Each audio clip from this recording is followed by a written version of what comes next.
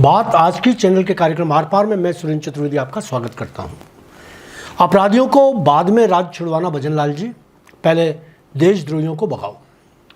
राजस्थान के मुख्यमंत्री भजनलाल, जिनके पास गृह मंत्रालय भी है, आजकल अपराधियों को राज निकाला देने को तैयार है। उन्होंने पुलिस अधिकारियों की बैठक में साफ कह दिया है कि अपराधी या तो अपराध छोड़ दें या राजस्थान। उनकी इस चेतावनी का राज्य की कानून व्यवस्था पर कितना असर पड़ेगा यह सबको पता है, मगर मुख्यमंत्री जी की इस पहल का मैं स्वागत करता हूं। ईश्वर से प्रार्थना करता हूं कि उनकी चेतावनी अपराधियों के हौसलों पर इसका त्वरित प्रभाव पड़े, राज्य की कानून व्यवस्था पटरी पर आए। आज की तारीख में तो जो स्थिति गहलोत के कार्यकाल में थी, उसमें रत्ती भर भी फर्क जनता महसूस नहीं कर रही। मुझे नहीं लगता कि राज्य के अपराधी इतने डरपोक हो कि भजनलाल जी की चेतावनी से डरकर राज्य छोड़ भागे। मेरी एक हार्डकोर अपराधी से बात हुई।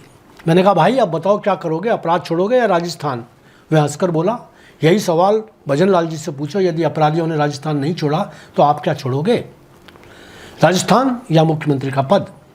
तो क्या अपराधियों के हौसले इतने बुलंद हैं? तो क्या मुख्यमंत्री भजनलाल की चेतावनी सिर्फ ताली वादकों के लिए है? तो क्या पुलिस का खौफ सिर्फ आमजन के लिए ही है?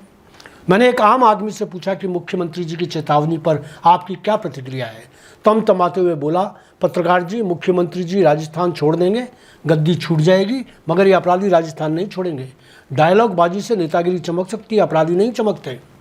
मुख्यमंत्री जी का इकबाल बुलंद रहे, उनका राजपाट बरकरार रहे। यहाँ बता दूं कि नेताओं की तरह अपराधियों का कोई हाईकमान नहीं होता। वे अपने दम पर अपराध करते हैं, उनका अपना रचना संसार है। कानून के सामने अपनी हैसियत खो देता है।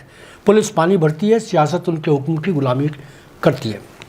जिस मुल्क में नृशंस हत्यारे चुनावों में प्रचार करने के लिए पैरों पर छोड़ दिए जाते हों, जिस देश में सियासती सत्ता अपराधियों की मेहरबानी पर फलती फूलती हो, उस देश में अपराधियों को देश छोड़ने की बात करना फिल्म का डायलॉग नहीं तो और क्या है।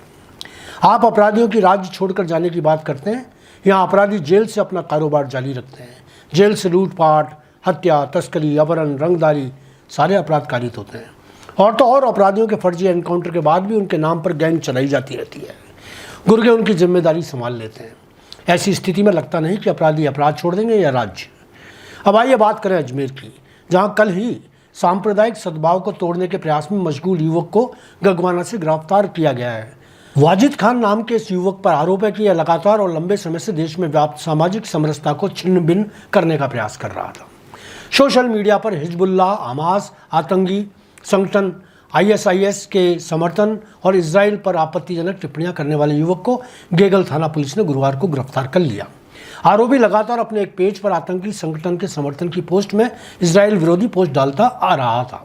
उस पर सांप्रदायिक सौहार्द बिगाड़ने का आरोप है। यहाँ मैं मुख्यमंत्री की त्वरित कार्रवाई की प्रशंसा करता हूँ, जिनके निर्देश पर IG पुलिस अजमेर जनाब ओम प्रकाश वर्मा ने अपनी टीम को सक्रिय करते हुए SP वंदिता राणा को निर्देशित किया। वंदिता राणा ने तत्काल एडिशनल SP दीपक शर्मा को जिम्मेदारी दी कि वाजिद को तुरंत गिरफ्तार किया जाए। शर्मा ने बिना वक्त जाए किए भागने से पहले वाजिद को कब्जे में ले लिया। यदि जरा भी देरी बढ़ती जाती तो यह बंदा देश में रहता है या कहीं और, पता नहीं। आम भारतीय की तरह इसके विचार नजर नहीं आ रहे। कहा जाता है कि यह युवक लंबे समय से सोची समझी चाल के तहत सोशल मीडिया पर आक्रामक होकर आपत्तिजनक पोस्ट डाल रहा था। भाजपा की सक्रिय IT सेल और मीडिया विभाग के संज्ञान में आने के बाद मुख्यमंत्री जी को सूचना दी गई और उन्होंने तुरंत पुलिस सिस्टम को सक्रिय कर दिया। मित्रों, वाजिद खान तो खिचड़ी का एक चावल भर है। देश में ऐसे परिंदे बड़ी संख्या में सक्रिय हैं जो भारत के आबोदानों से पलते हैं, बाल बच्चों का जीवन यापन भारत में करते हैं, दफन भी भारत में होते हैं, मगर गीत पड़ोसी जंगलों के गाते हैं। अपराधियों को राज्य छुड़वाने की बात करने वाले भजनलाल जी को सबसे पहले तो ऐसे देश विद्रोहियों को देश छोड़ने पर विवश करना चाहिए। देश के गृह मंत्री अमित शाह ने हजारों बार बांग्लादेश के अवैध नागरिकों और रोहिंग्याओं को देश से खदेड़ने की बात कही, मगर कभी उस पर व्यवहारिक अमल हो नहीं पाया।